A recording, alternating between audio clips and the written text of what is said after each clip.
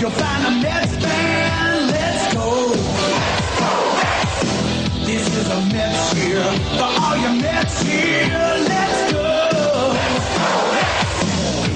Bring it home. Bring it home. Bring it home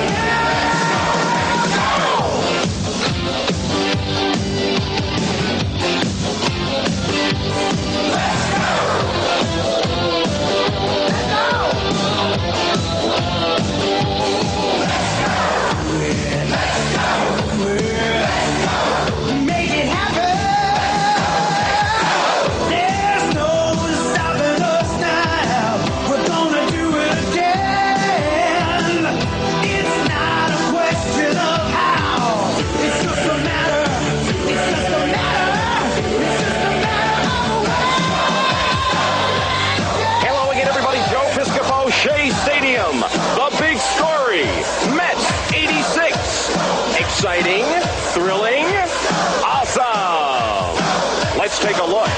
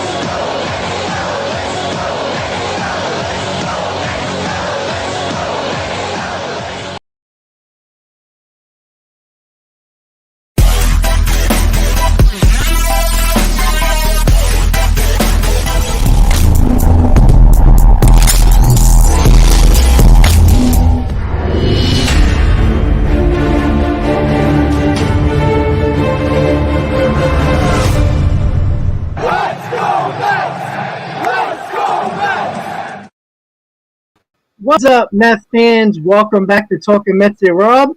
How is everybody doing on this Monday, November 7th, one day after the Mets sign a record deal with Edwin Diaz, 5 years, $102 million, with, oh, by the way, the largest bonus in Major League Baseball history of $12 million signing bonus, with a 6-year option, with the no trade clause, with an opt-out after 3 years. And what I love about exactly what I just said is the fact that other players, other wives of players are going to Twitter and making it a big deal. And we got to put this up. I'm going to show it. I'm going to tell you about this right now. Carlos Rodon, we all know he opted out and is a free agent. His wife, Ashley Rodon, retweeted the Barstool about Mets sign Edwin Diaz for 5 more years, and the photo of Timmy Trumpet coming out to perform the trumpet. and that was Ashley Rodon. And what I said yesterday with the breaking news with Edwin Diaz was the fact that it was very much a big deal. Number one, the Mets took care of one of their own. Number two, it was the largest contract of a relief pitcher in Major League Baseball history. And what I talked about that, and some people came back on me on that with the comments later on the video saying that the bonuses are usually not brought up enough. Towards the signing bonuses are not brought up enough. And I said that Cohen and the Mets front office strategically put that $12 million out there because it was the highest bonus in Major League Baseball history of $12 million for a relief pitcher. Like I said, Carlos Rodon is not going to get a $12 million signing bonus along with his contract. The point of the matter is they put that out there because it showed right away with Ashley Rodon and Timmy Trumpet. All right. It woke up. It opened up a lot of free agents' eyes when it came to that. And there's no doubt about Aaron Judge is looking at that. Jacob deGrom is looking at that. Brandon Nimmo is looking at that. It's a big deal, everyone. And that's why, number one, the Mets are aggressive. So that already shows they're not playing games this year. All right. Steve Cohen is clearly pissed off about the ending of the Mets season in the wild card round. He is not, put it this way, Steve Cohen is not going to be the one to be questioned about did he do enough. If he has to spend a $350 million payroll, he'll do it. It's already been probably figured out that it's going to be that much. When you're paying a reliever $100 million and you got a lot of guys that are from your own team becoming free agents, and some believe that some are going to come back like deGrom and Nimmo. And on top of that, you heard the news about Trey Turner. The Mets are very interested in him. Like I said, this offseason, and I'm going to make this determination right now, this offseason revolves around the New York Mets getting Trey Turner. And I'm going to give you the reasons why in a second. But once again, the contract, the signing bonus, not even the record contract for a relief pitcher, the signing bonus is a big deal to players. Trust me, this is not the NFL where anytime you hear of a contract, you hear about the signing bonus because of the salary cap. The reason why you don't hear about signing bonuses in Major League Baseball because there is no salary cap. And also, by the way, which is another big thing, to lower the luxury tax for the Mets and their payroll, $26.5 million is deferred. And we all know what that means with deferments, that he'll be getting for probably about 30 years after his playing career is over. So it all comes down to the fact of right away, the Mets made the biggest news right after the World Series. And don't think for a second. Now, remember, big free agents are going to want to speak to the New York Mets because of the money and what Steve Cohen can do with that money. And that's the most important thing. And again, Met fans, we're not used to this. All right. We're used to bargain basement buying. We're used to a guy like Edwin Diaz going to another team, right? The last time we had that type of effect and that type of feelings that one of our players left because of money and the Mets not doing it is Zach Wheeler. And it was only a couple of years ago. That's not going to happen anymore. When Steve Cohen wants somebody, wants to keep them or wants to get them, he will get them because money is not an issue. Now, trades are a different story. That comes down to two different organizations agreeing. That's a little harder to do when you're the richest owner in baseball. When it comes down to money, if Steve Cohen really wanted to just shake up the game of baseball, he would sign Judge, he would sign Turner, and sign Rodon, sign Jacob deGrom, and basically go with a super team, basically. But it's probably unrealistic. Again, I'm more of a component that this Mets offseason revolves around Trey Turner. And, we look around the playoffs about how good starting pitching was around the playoffs. There was a ton of runs scored in this playoffs. And goes to show you that pitching, even though it's important. And Mets fan MB, thank you for the super chat, buddy. And let me just read your information. Trey Turner at second, Mark Hanna, Escobar DH, switch on and off. Also maybe Jock Peterson. That's not a bad idea, MB. I honestly think Trey Turner, because everybody's talking about Brandon Nimmo. Brandon Nimmo is not going to sign a contract until Aaron Judge signs a contract, because that always happens, right? When the big free agent signs and Aaron Judge is the biggest outfielder on the market, Scott Boras, who is Brandon Nimmo's agent now, is going to look at Aaron Judge's contract and look what this outfielder got. And then they're going to adjust accordingly to Brandon Nimmo. Brandon Nimmo is not just going to sign, because Boras is not going to let him sign until Aaron Judge signs, to look at a comparative contract for an outfielder. So don't even look into Brandon Nimmo just yet. Jacob deGrom, different story. All right. I think the Mets are going to work really hard in these next couple of days before Thursday at 5 p.m. when free agents are officially free agents for any team. They're going to try to sign Jacob deGrom before Thursday, 5 p.m. And the reason why I say that is because there's a team like the Texas Rangers that are willing to spend whatever it takes to get the players they want. All right. They already spent $200-300 million contracts in the offseason with Simeon and Seager. There's no reason why you put that type of bats and $600 million on in total and not try to get more starting pitching. And they want Jacob deGrom. So I think now, granted, deGrom's probably gonna test free agency, and unless the Mets come with an offer that he can't refuse, I think the Mets are gonna try to sign Jacob deGrom by Thursday, 5 p.m. And as you guys know, until Thursday, 5 p.m., the Mets can talk to their own free agent players exclusively about a contract extension. Until then, the Mets are in the driver's seat with Jacob deGrom. After that, it's up to Jacob deGrom what he's going to do, amongst Brandon Nimmo and others. But what I wanted to talk about starting pitching is that, yes, it's important. But look what the Astros did. All right, starting pitching was good, but it wasn't great.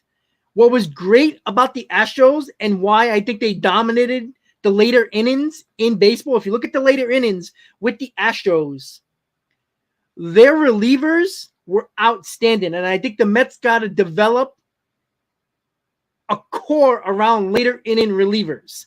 And if that's trading for Edwin Diaz's brother Alexis, if that's trying to sign Rafael Montero, who looked really good in the playoffs for the Astros, or Andrew Chafin, who opted out of his contract, guys like that, guys that you can trust in the 7th and 8th to get that bridge to Edwin Diaz. Because in September, the biggest problem, one, was, yes, scoring, but two, not getting Diaz in the 9th inning in save situations.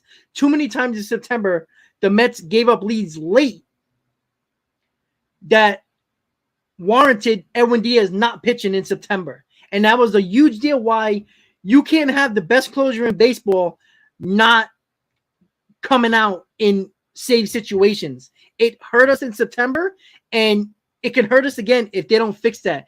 And I think Billy Epler with the Diaz contract shows how important, one, a closer is, and two, the bullpen is. I think he knew he made a mistake and tried to save face by saying he held on to his 25 top prospects. And, because before the trade deadline, he said there was an abundance of relievers, and he sees that he probably thought it was a lot easier and probably be cheaper because there were so many relievers available that it wouldn't cost as much to get a couple of relievers. And I think he was completely wrong on that and just tried to save face after the trade deadline of why he only got Michael Givens at the last 20 seconds of the trade deadline. So with that said, MV, once again, thank you for the super chat. The Mets offseason revolves around Trey Turner. Now, I'm not saying that the offseason can be a disaster if they don't get Trey Turner. The reason why is because I think the Mets can quickly get Trey Turner to sign with the Mets. Because if they can do that, that gives them a little bit of a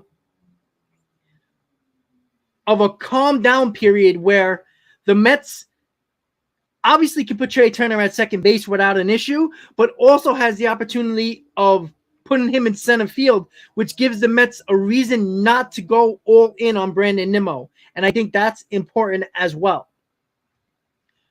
And, you know, we all talk about Carlos Rodon, who I think with the starting pitching is a good way of solidifying the rotation that has 4/5 of their rotation in free agency.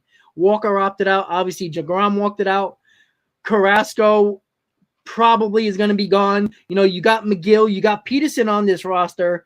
But again, I honestly think Peterson is probably more likely to be in the rotation than McGill, only because I don't trust McGill staying healthy. He's got the stuff to be a starter. But you saw what happened. He's thrown harder than ever before. He fixed his mechanics to throw harder.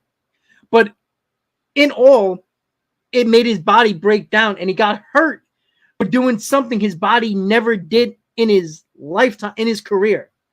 And that's a problem, because if he can be dominant with the stuff that made him get hurt, then it's pointless. Then I'd rather him revert back to his 2021 self, where he was a good pitcher, but not the dominance we seen early on before he got hurt. So there's a lot to talk about with that. But I also want to talk about the MLB GM meetings that are starting tomorrow. And I am going to be doing a live stream tomorrow at 5 p.m. So the stream will be up after this live stream. So make sure you click on that stream early so you can hit on that like button so more people can know that the stream is happening. And make sure, guys, a lot of you guys email me and comment on my videos that they don't see the stream. Make sure you hit on the notification bell on the stream so you can, or on my channel, so you can actually get notified when I post videos and when there's a upcoming live stream, because that's a way you can hit on the like button early. And the more likes before a stream, the more of this stream is going to be popping up on recommendations for people who are looking for the Mets type of content or baseball content.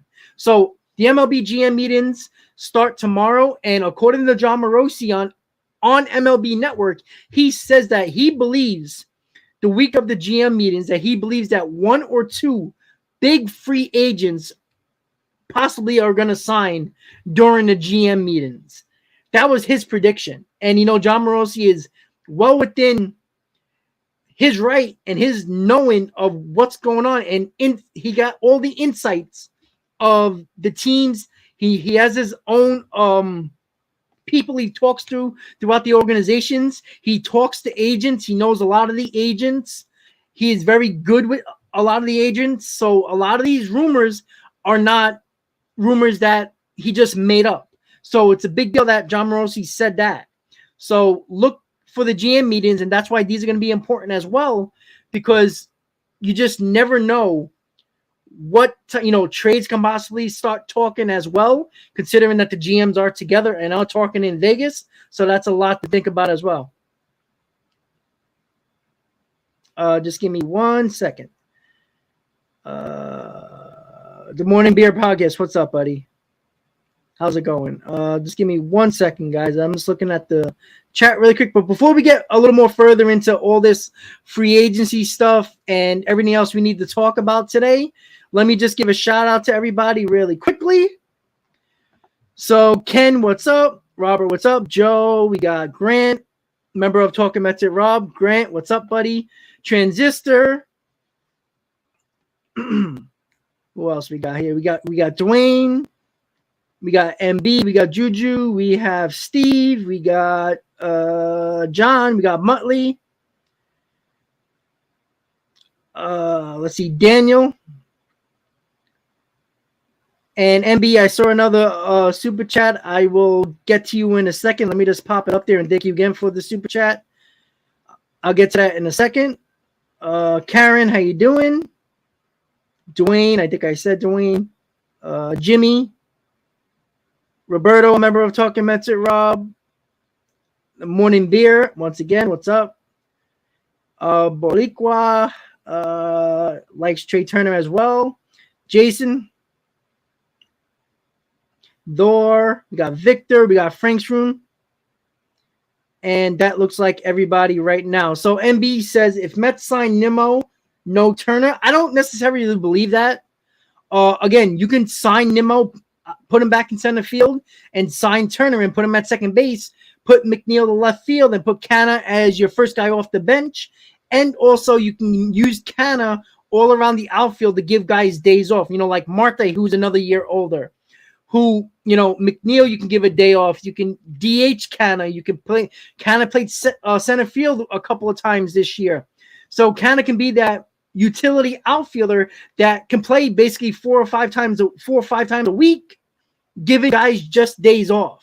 And I think that was something that me and Ken talked about a lot with Lindor and Pete Alonso, that these guys played every day. And I think they literally broke down by the end of the season. Yes, these guys want to play every day, but you got to give guys days off every now and then. You can't make these guys play 160 games. And they were even in games that were blowouts that they played to the end of the game, which made no sense to me.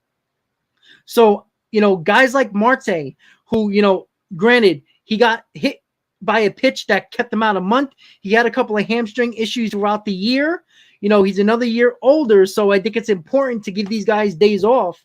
And why not use Canna as a Swiss Army knife utility guy that you can play him 3-4 times a week, giving him opportunities to give guys days off in the outfield. I think that's the way to go.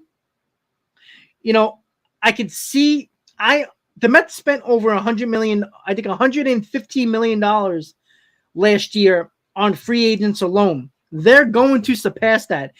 If they don't surpass that, it's a bad offseason. Completely simple, right? They already spent $20 million on Edwin Diaz.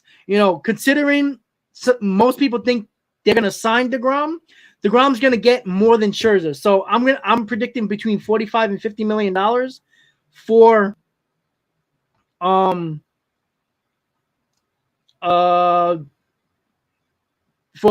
Jacob DeGrom, and just in every other capacity, they still got to fill out a rotation after DeGrom and Scherzer. If they sign DeGrom, you still got Carrasco and Walker who are free agents. Yes, you could put McGill and Peterson there, but are you comfortable with McGill, Peterson, and Walker if they sign him? No. That's why Carlos Rodon is another option who's probably going to make about $20 million per year as well. So I'm predicting that the Mets this year, per year AAV for all the signings they will make, I think it's going to project between $175 and $200 million.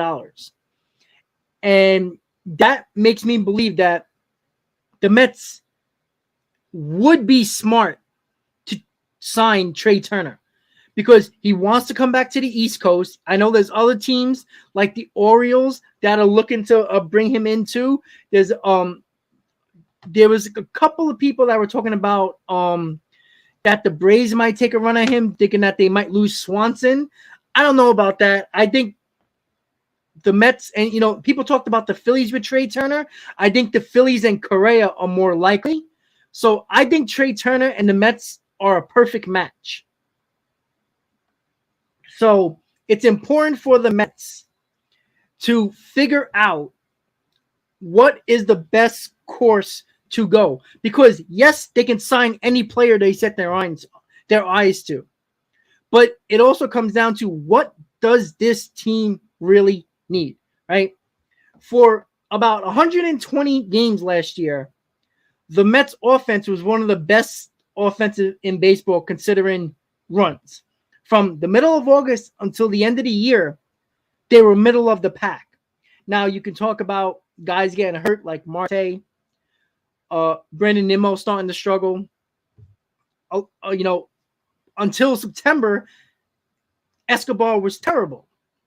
So there's too much to really think that what does this team need? Now, you could talk about Trey Turner. He's not a big power guy, but he's dynamic at the top of the order with stolen bases and getting on base. And, he does have pop in that bat. He can easily hit 20-plus home runs, which is around the same that Nimmo does. But, and then people are going to be like, well, he swings at more pitches. He doesn't take as many pitches. Yeah, true. But the same things that Turner does well, just as a player when it comes to, okay, put it this way. Trey Turner plays every single day. Brandon Nimmo, except for this year, played his most games in his career. And one could say, well, he was healthy. True. Or one can say he was in a contract year. And you don't want to sit out, or you don't want to have a nagging injury that's going to keep you out for 3 weeks. All right. So there was nagging injuries that Nimmo probably in the past would sit out 2 weeks and go on the IL. But because if it's a contract year, you saw this with Aaron Judge. All of a sudden, Aaron Judge was miraculously healthy for a guy who was injured almost every year of his career. And this year he played center field for most of the games. So don't tell me that contract years don't matter, because Aaron Judge can't stay healthy in his career except for his rookie year. And all of a sudden, he plays more games than he ever has in center field. And all of a sudden, he's always healthy, which is ironic to me. The same thing goes for Brandon Nimmo. Brandon Nimmo just didn't miraculously end up healthy all of a sudden. All right, I don't care how well you take care of your body. Was Brandon Nimmo not taking care of his body in 2019? Well, yeah. Or last year? Yeah. And look how many games he missed. So it comes down to the fact that Turner is dynamic. When you got a guy at the top of the order that can steal you 40 bases, remember, Brandon Nimmo is great on base percentage. What's the point of him getting on base as a leadoff hitter and he cannot steal a base when you need it? He is a terrible base stealer. He's a good base runner, but a bad base stealer. And that's a problem. And how would you like Turner and Marte? Sounds a lot better than Nimmo and Marte. Two guys that combined can score 70 bases, maybe more, and still have that dynamic leadoff hitter that I trust at the leadoff spot. And we all know about Turner defensively. He's great. And I do appreciate the fact that what Nimmo did for this Mets team, he worked on he worked on getting better as a defensive player, even though the Mets basically turned him into a better defensive player, because when you play deep, you can get to more balls in the gap. You can get the balls that are deep center field, deep right field, deep left field, warning track defensive plays, because he plays much deeper. But all those bloops that can usually get caught by a center fielder that plays normal depth are falling in. That's a big deal. How many times did you see a hard line drive up the middle with a runner on second, and there was no chance in hell Nimmo was going to throw that runner out? Nimmo, as a center fielder, has the least amount of assists with guys, with players around the league that play center field, that play as deep as Brandon Nimmo. So when you don't have as many assists, and that's not just talking about throwing guys out at home. It's about throwing guys out who are trying to go first to third on a base hit up the middle. How many times did Nimmo play so deep that he couldn't throw these guys out? One, Nimmo shouldn't be playing deep because he has no arm at all. And as a center fielder, you need a decent arm. And he don't have that. And as much as I would not be upset if Nimmo comes back, because you can have a lot worse than Brandon Nimmo. That's obvious. But what makes me hesitant about giving Brandon Nimmo $120+ million over 5 or 6 years is the fact that he's been healthy one time in his career, and that was last year. He played his most games of his career. Why does nobody talk about that when they bring up Brandon Nimmo? They talk about, oh, he bettered himself defensively. He's a good offensive bat. He's a good on-base guy. Yeah, but he's the one player that when you needed him most in September last year when Marte went down, he was a no-show. That's a big deal as well. Again, Ken, I'm not talking about Juan Soto. I'm talking about Brandon Nimmo, and that's the big problem. Sean, member of Talking Mets and Rom, how you doing, buddy? Good evening. And the bigger issue that I continue to have with Nimmo is the fact that everybody makes Nimmo, people talk about center field like there's like 15 to 20 great center fielders or really good center fielders. There isn't. So Nimmo is in a class of center fielders that is not very good. So Nimmo looks like a really, really good center fielder and a really, really good offensive player. But when you needed him the most in September when Marte went down, he had the worst month statistically, offensively in the 2022 season. It's a big deal. And again, if I hear tomorrow that Brandon Nimmo signs with the Mets, I'm not mad about that. I don't think he's a bad player. But if I have to choose between Trey Turner or Brandon Nimmo, it's a no-brainer. Trey Turner is a completely better player than Brandon Nimmo. And I think Brandon Nimmo I agree. I agree with that. But, people talk about Brandon Nimmo like he's amazing because he's not an amazing player at all. And you're going to be paying him like he's a very good to excellent player for a guy who's been healthy 1 year of his career. It's a problem. And I just don't trust players. And this goes for Aaron Judge as well. I don't trust players that every year of their career, they had injury concerns and injuries during that season. All of a sudden, Aaron Judge plays the most games of his career, and Brandon Nimmo plays the most games of his career in a contract year. That's a problem. Frank, well, I don't go crazy about RBIs for leadoff hitters because most of the time they don't have a lot of people on, so I'm not going to go crazy with that.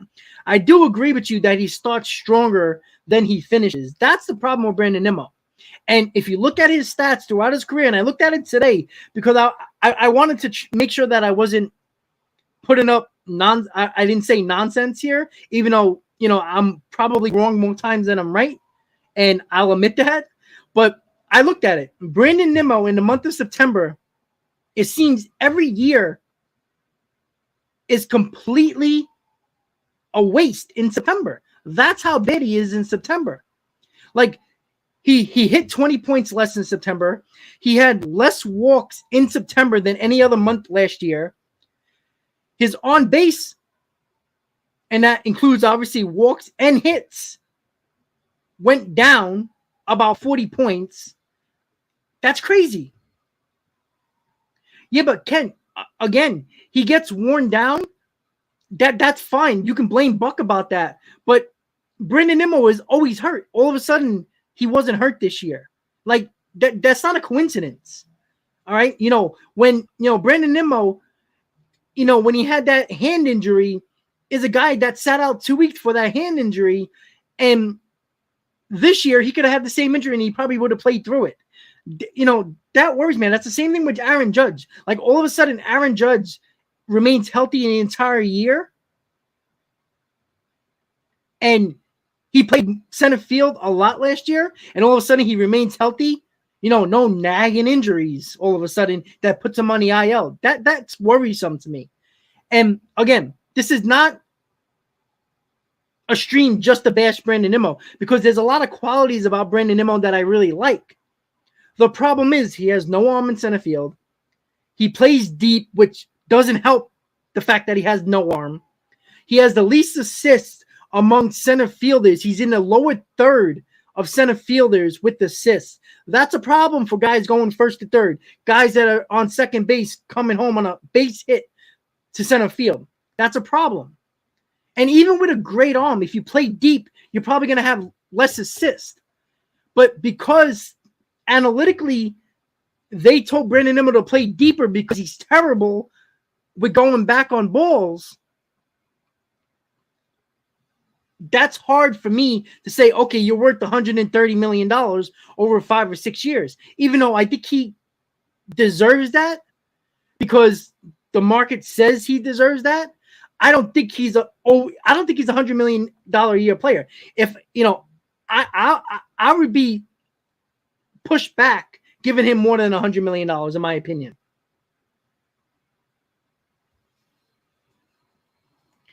Yeah, Christian, that's true, but you're looking at a totally different team like the Yankees and the Mets, who have different staffs that usually gives Aaron Judge a day off after an off day.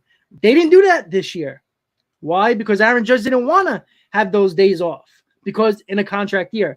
Brandon Nimmo played the most games of his career. All of a sudden, nagging injuries don't show up and he doesn't sit out. You know, there were some injuries last year with the numbness in Nimmo's hand last year that he sat out 3-4 games in almost a week. And one time he went on the IL because of that. All of a sudden, that same nerve issue never popped up this year. Maybe it did. Maybe he didn't say nothing because it's a contract year. You know, people don't talk about that enough, right? And we've seen that with guys all across the league that their best games, the most games of they played in their career is the season prior to their contract year. It's like, well, see, Ken, that's where we agree. $15 to $18 million, max 20. So 5 years, $20 million is what? I can't do the math. But if I'm giving $20 million, well, somebody's going to give him. You know the team that might give it to him? The Colorado Rockies. One, that's his hometown team because Wyoming, every time he goes to Colorado, his family goes down to Colorado. That's a team that can actually be in big time on Brandon Nimmo. You know, that could be something as well. So it's important to look at what teams are willing to do that. I don't think the Mets are necessarily all in on Brandon Nimmo like they were Edwin Diaz. Listen, the Mets are not going to be terrible because they don't sign Brandon Nimmo. The Mets would be terrible if they didn't sign Edwin Diaz. You know, too many people think that if Brandon Nimmo is not signed by this team that the Mets are in trouble. Not true at all, right? Look at the center fielders around the league, all right? You could find a great defensive center fielder who is okay with the bat and still find a way to find a leadoff hitter like, let me think, Trey Turner. And again, Trey Turner is versatile enough. He's athletic enough to play center field, play second base, play shortstop. You know what? At some point, he can actually play third base. And I think too many people are putting too much around Brandon Nimmo as like a must. And Brandon Nimmo is not a must sign him. I think you can make a case or an argument that Jacob deGrom is more of a must than Brandon Nimmo. And the reason why I say that because I don't think Brandon Nimmo is a $100 million plus player, in my opinion. He doesn't do enough for me to be worth more than $100 million over 5 or 6 years or whatever it might be. I'm sorry. I just can't see giving Nimmo $100 million. Let me see. MB, let's see. McNeil, right field, Turner, second base, Lindor, shortstop, Alonso first, Marte, center field, Escobar, DH, Tanner, left field, Alvarez, catcher, Beatty, third base. Yeah, I mean, we're all talking about Beatty and Alvarez being up here. We still have to see what they do at spring training. And I don't know if the Mets are going to put all their faith in Alvarez and Beatty. I think more Alvarez most likely than Beatty at this point, but we'll see what the Mets do. You can't really talk about Alvarez and Beatty, and I want to get into the McCann situation where a couple of teams are actually interested in James McCann, and we'll talk about that in a second. Thank you for bringing that up. It reminded me about James McCann. I think Alvarez is going to depend on McCann being off this team more than Beatty is going to be. I could see Beatty coming up with the team. I don't know if he's going to start automatically at third base because I think a guy like Jock Peterson, Josh Bell, other guys like that can be your DH, an everyday DH. We'll see about that. But there's a lot to look at. You can't just put Alvarez as catcher and Beatty at third base and just expect them to be good, because if they struggle, what do you do? And MB, thank you for the super chat again. Let's see.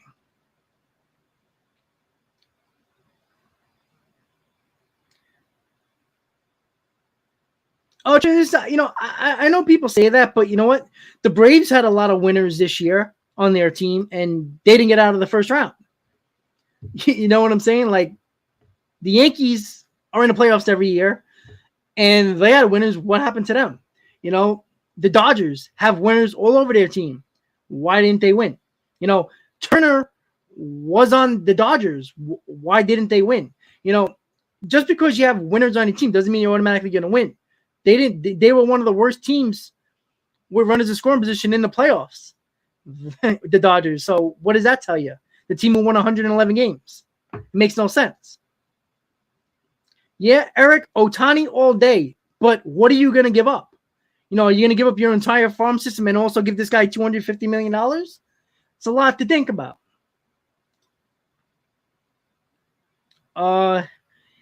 Hader, I don't trust Hader. I think he pitched a lot of innings, and that's worrisome to me.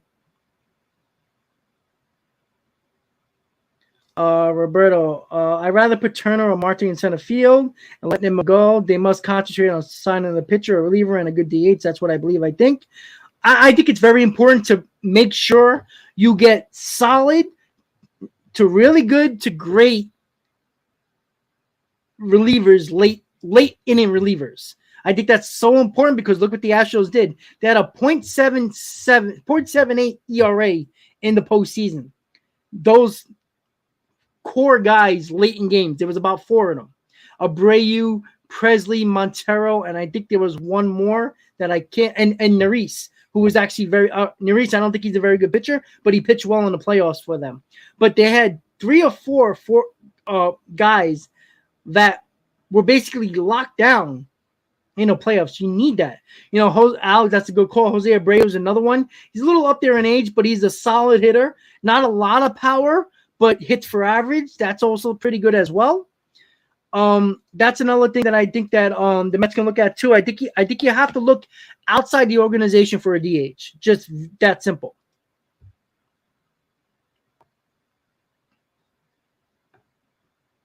Well, yeah, Frank, I think more of the love for Nimmo is that he's a homegrown talent. Fans more or less love guys that come up through your farm system because you hear about them, you fall in love with them because you see how hard they work. And this is not a referendum on Nimmo not being a hard worker. This is more of the fact that what I seen last year doesn't make me believe he's going to be that player the majority of last year, when I seen throughout his career he's injury prone.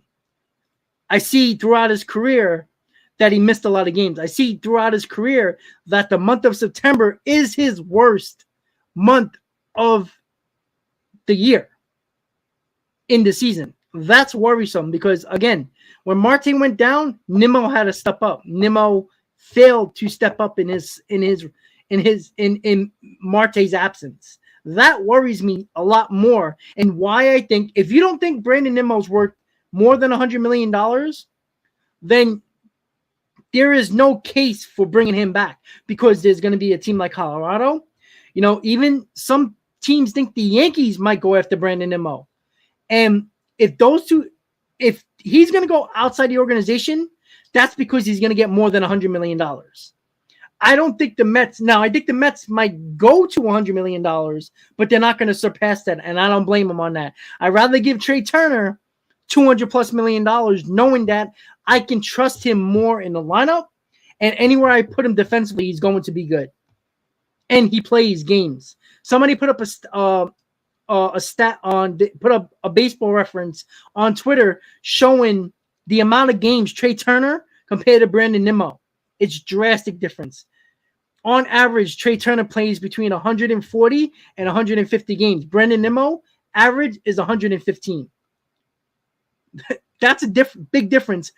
That's a huge difference. That's nearly 30 games, maybe more. That's what worries me about Brandon Nimmo. Yeah, Josh Bell is a free agent, Transistor. Oh, yeah, Christian, I'm not saying that Trey Turner is the only move.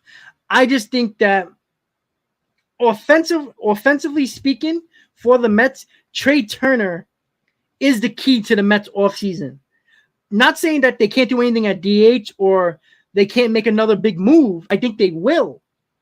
But put in Trey Turner in this existing lineup with Alonso, with Marte, with Lindor, looks a lot better than coming right back with Nimmo, Marte, Lindor, and Alonso again. I still think you need somebody behind Alonso that is dangerous, where pitchers don't want to, they can mess around and pitch around Pete Alonso, where that's why I still think Pete Alonso kind of swings at more pitches than he usually would, because they don't have to throw him strikes. And Pete Alonso has to wait for mistakes, and he gets anxious. If you got a guy like, an Ohtani behind him, or even a guy like Jose Abreu, who's dangerous at the plate. Josh Bell, he's not a great power hitter, but he's a 300 hitter. And even if he lowers his average 20 to 30 points, you also got to remember that the Mets are bringing in right center field as well. So that's another key. So I think the Mets need to do more than Trey Turner, but it's a good damn start. And I think why Trey Turner is important for the Mets is because it gives them more options. Because if they can sign a guy like Jose Abreu, or if they can sign somebody else that the Mets that you can think of that can help this team, if the Mets trade for Ohtani, Turner gives you an option. Like, if you get Ohtani, do you want to move Marte to center field? Because you're probably going to have to. And what do you do then? Do you just put McNeil in left field? You put Turner to second? There's options with Trey Turner.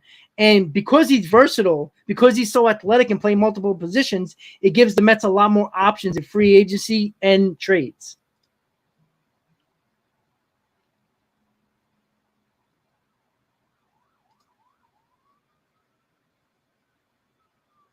Well, Steve, yeah, obviously you want to get younger.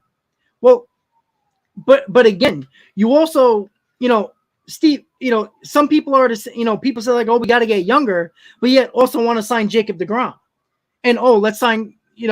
It's like, all right, so you got two guys in their mid to late 30s as your 1-2 in your rotation, and you want to get younger.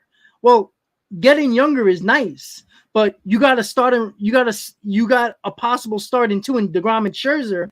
That is in win now mode. You probably got 2 or 3 years of greatness from Jacob deGrom, and who knows with Scherzer. So you can get younger all you want, but the Mets. If you want to get younger, the Mets in their farm system has no talented starting pitching arms in their farm system. So, and there's not a lot of young pitchers that are really good to great that you can sign, because most of them are locked up. Most of them are still on team-friendly deals. So you can get younger in the lineup. That's fine. But let's be honest. Look at the Mets lineup. If you really think about it, you got Alonso. You got Lindor. At the time, he had Nimmo. Right? You got Marte, who's up there in age. You got Canner up there in age. You got Escobar up there in age. So, if you want to get younger, then play Beatty, play Alvarez, and call it a day and sign Trey Turner. But this is, as much as people want to talk about, this Mets is a win now team. There's about like I said last year, it's a 2 to 3 year window for this team to win. If they're not going to win in that time frame, then what are the Mets going to do? Because you've seen this with a lot of teams. If you don't win within that time frame with a couple of veteran players or many veteran players and a few young people in that core, then you're going to have problems no matter how much money you have. Because what the Mets have done over the last couple of years was trade and have injuries with their young arms in their farm system. JT Ginn, they traded for Bassett, who was a guy that everybody projected him to be up either this year or in 2024. So there's a young arm that's off the board. Matt Allen can never stay healthy, and he was one of the top 3 in the Mets farm system when the Mets first drafted him, and then he got hurt, and then he's basically barely breaking the top 10 right now in the farm system, so you can't count on him. Then you got Junior Santos. You got other pitchers that are in your top 15 to 20, but they're in lower level of the minor leagues, and that's worrisome.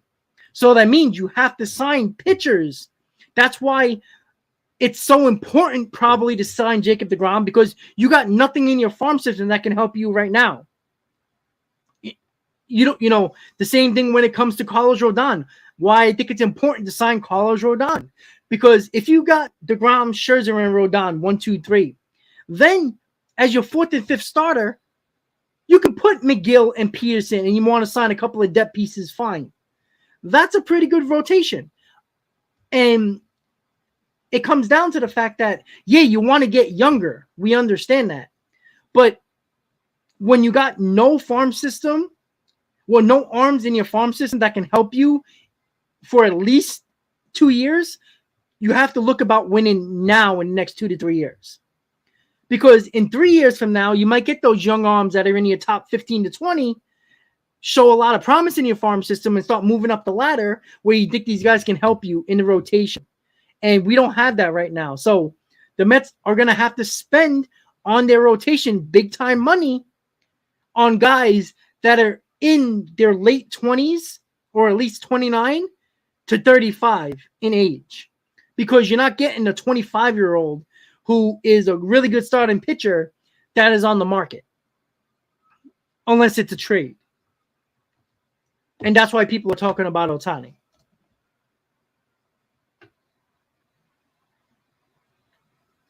Yeah, Iron, it would be a lot of fun for Met fans to troll Yankee fans if that happens. But I don't think necessarily it's a really good move for the Mets. We just talked about getting younger. Well, Judge is going to be 31. And this guy is probably going to play right field, which automatically, now if you sign Judge, you're not signing Nimmo. So that means Marte will be playing center field. Yeah, you can switch Judge and Marte, but then you risk both of them have a possibility of injuries. And again, with Aaron Judge, first time in his career, he played his most games of his career this year in a contract year. I never trust a player that does that. Dylan, that's a really good question.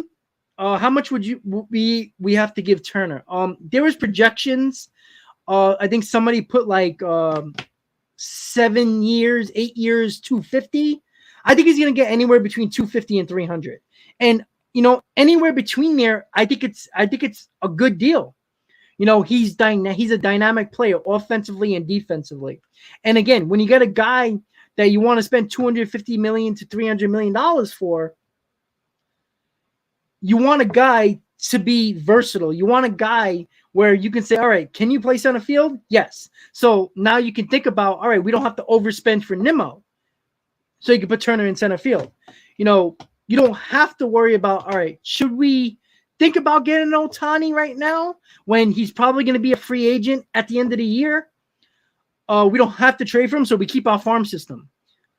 People are so fast to say, let's go get Ohtani.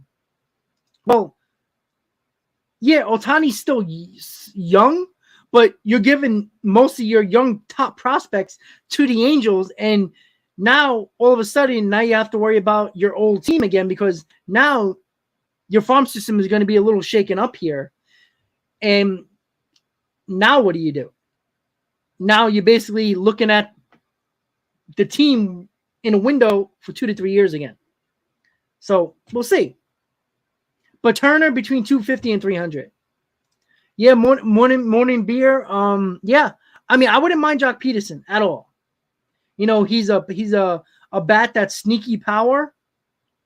He always seems to do a lot of damage in the postseason. We saw it with the Braves. We saw it with the Dodgers. He's got 2 rings. That's a guy you always, somebody talked about getting winning players. Jock Peterson's a winning player, no doubt.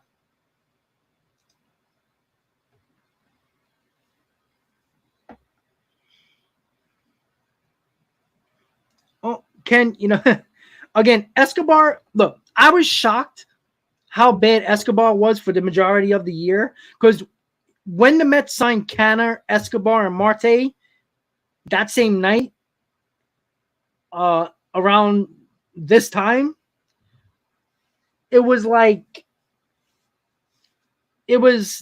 weird. Well, sorry, excuse me. It wasn't. I lost my train of thought there for a second. I said that I thought Escobar was the biggest, was the most important signing out of the 3. Again, I was wrong. Marte was clearly.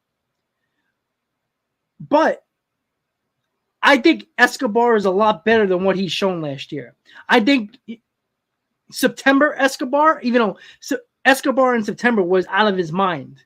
I think I expected more of September Escobar throughout the year than the Escobar we saw the majority of the season. So I think Escobar is going to be a better player in 2023 than last year or in 2022. So, but I think he's going to be better than he was in 2022, in my opinion. Home slice, how you doing? Oh, well, that's a great question, actually. What's an underrated free agent that the Mets can potentially get that will sneakily improve the team? That's a great question. Let me think. That's a really good question. I didn't really have a lot of thought towards that. That's like a sneaky question, a good question. If anybody got any ideas in the comments, throw them out there for that question. Homeside, that's a really good question. Okay, here's an interesting one. I talked about this about 3 weeks ago. A sneaky good move. Okay, Andrew Benintendi. And the reason why I say that, he can play center field.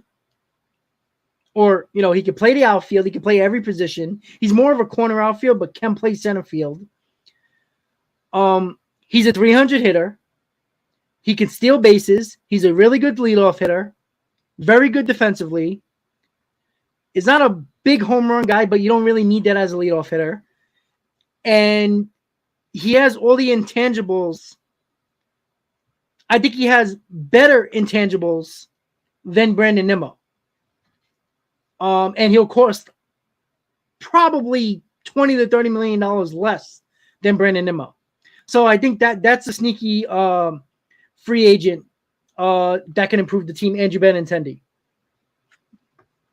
I don't think anybody would have thought of that one. But that's a really good question.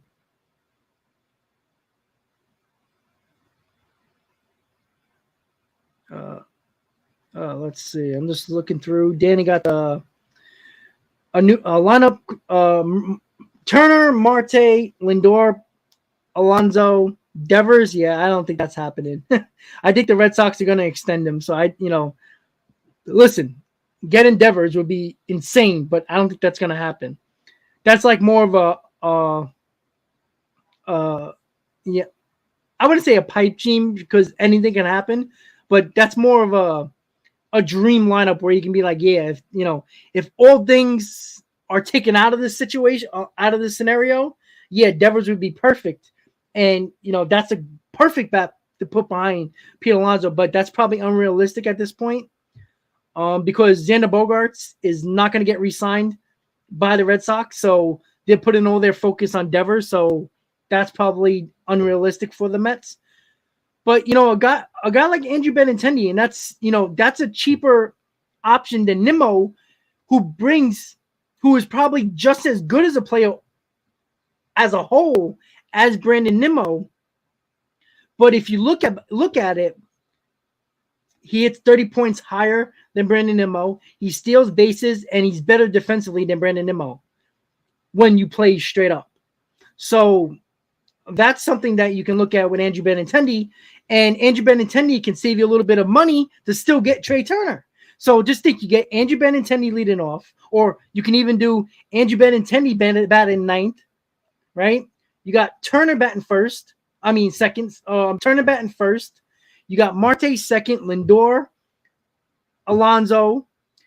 You can look probably into another situation where you want to put probably Alvarez behind Alonso, considering that I expect him to have that power back because I do think Alvarez is going to be the catcher. McNeil as well. I don't like McNeil so deep in the lineup, but unfortunately, if you get Turner and you have Marte, McNeil I think is a better leadoff or number 2 hitter, but that's impossible with Turner and Marte. So McNeil, unfortunately, is going to be batting 6th or 7th again. So that's unfortunate, but those are options. But Devers is more of a pipe dream, though.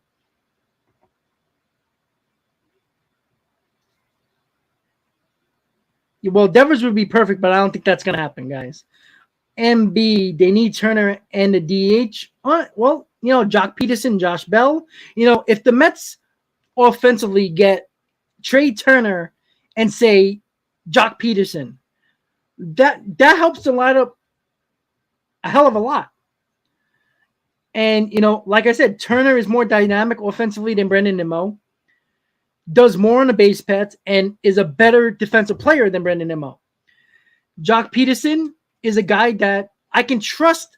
That's a guy you can put behind Pete Alonso because he is always a threat of power. And that's an option as well. And, you can do little small things here. Even with Turner and Jock Peterson, you can still get a guy like Andrew Benintendi and save $20 to $30 million than you would have to pay Brandon Nimmo.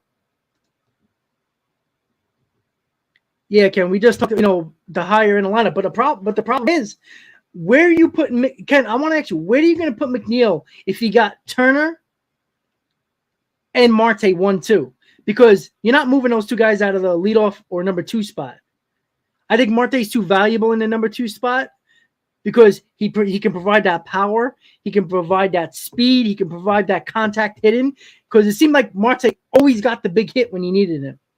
So I would put McNeil 6th. Or worst case scenario, I put McNeil behind Alonso. I think that worked out pretty well when the Mets did it late in the season. That helped out a little bit. So, but unfortunately, McNeil in the top 4 is almost impossible if you have Turner and Marte as your 1-2.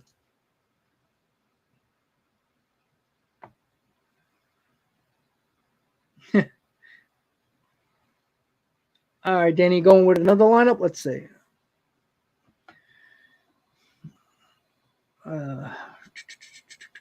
Wasn't that the same lineup? I think he changed it around a little bit. Yeah, I know you keep putting Devers in there, but I don't think it's going to happen, buddy. Well, Ken, Matt Allen's deal is that he's hurt. And since I don't know how much he pitched, I can check that out really quick if he pitched at all. Let me see. Let me check. Let me just see what he did. Let's see his stats.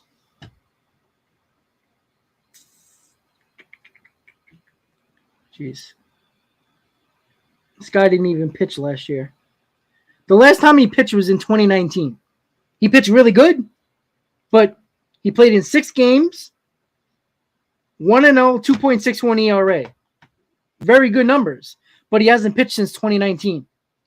So he hasn't pitched in 3 years. So Matt Allen is basically irrelevant because of his injury situation. So a guy who has so much promise, people were comparing him to a young Matt Harvey. Well, when you're injured and you can't get on the mound, you're basically useless to this team. Yeah, home slice, that exactly. Nimmo and Turner are the same age. So again, nobody can say that Nimmo's better than Trey Turner in all aspects of as an overall player. Turner is better.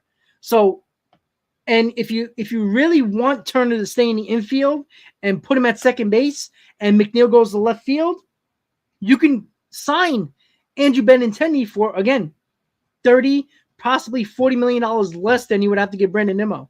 And I think offensively, Benintendi brings a little bit more than Brandon Nimmo.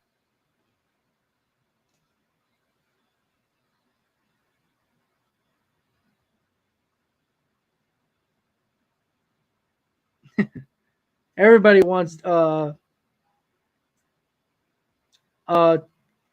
Turner. I mean Devers, of course.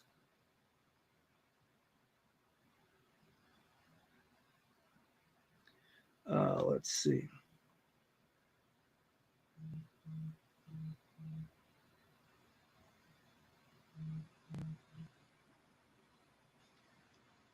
Well, I don't think the Guardians are not gonna.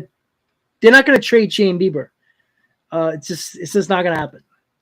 The Guardians. I said the Indians again. The Guardians have a very good young team.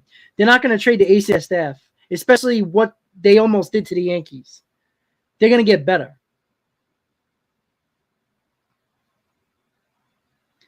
All right, guys, so I'm going to be ending this stream in a little bit. Once again, guys, tomorrow is day 1 of the GM meetings, and live stream will be at 5 o'clock to discuss the GM meetings. According to John Morosi on MLB Network, he feels like there's going to be 1 or 2 big free agents that are going to sign during the GM meetings. So look out for that. Look out for the rumors. When GMs get together, you're going to hear a lot of trade rumors. You might hear a couple of rumors about free agency. So we're going to talk about that, about all the rumors that are going to be talked about during the GM meetings. So look out tomorrow for the stream. Look out for tonight. I'm going to post it in about an hour or so for the GM meetings, day 1 of that live stream. So check it out. And once again, guys, Wednesday, I already got Mets Talk with Hayden coming on the stream with me. The Talk Mets Hot Stove, and I'm working to get Subway to Shea podcast on the stream as well to talk Mets Hot Stove. So I'm gonna try to get a roundtable just to talk about the Mets plans right before MLB free agency officially starts at Thursday at 5 p.m. And of course, MLB free agent frenzy. A lot of people loved that stream last offseason. It's going to be day 1 of MLB free agent frenzy. So once again, guys, check it out tomorrow. GM meetings day 1. And I want to thank everybody for tuning in tonight to Mets Talk Live to basically talk about the Diaz contract, talk about what the Mets can do going forward. And it's just basically a little bit of a preview on what the week and the offseason is going to entail the rest of the season. So look into that. Watch out for my YouTube shorts for breaking news, for any information that might come around Major League Baseball or the Mets. Look for the YouTube shorts. YouTube shorts has become a big thing lately, and YouTube wants content creators to use the shorts a little bit more. So expect me to be doing a lot more to that, to maybe previewing a stream, previewing a video, or breaking news. So with that said, guys, I appreciate everybody tuning in tonight to Mets Talk Live. Everybody have a good night. I'll see you tomorrow for the GM meetings, day 1, Wednesday, Mets Hot Stove, MLB free agent frenzy, Thursday. So with that said, everybody have a great night. Thank you for all your opinions or your comments based on what you think the Mets should do. We're going to talk about that throughout the entire offseason. But be excited, Met fans. The Mets were aggressive on Edwin Diaz, and I expect a very aggressive Mets in this offseason. So with that said, everybody have a good night. Let's go Mets. See you next time, guys. Have a good night.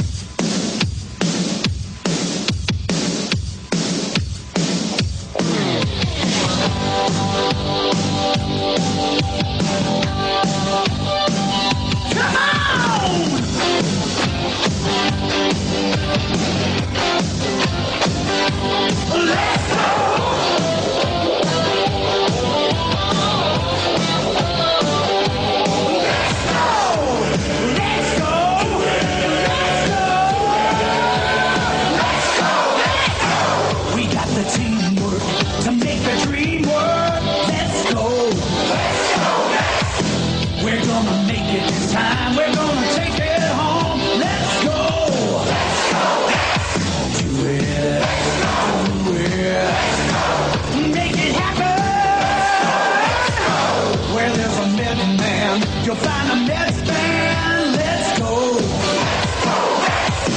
This is a Mets year for all your Mets here. Let's go. Bring it home.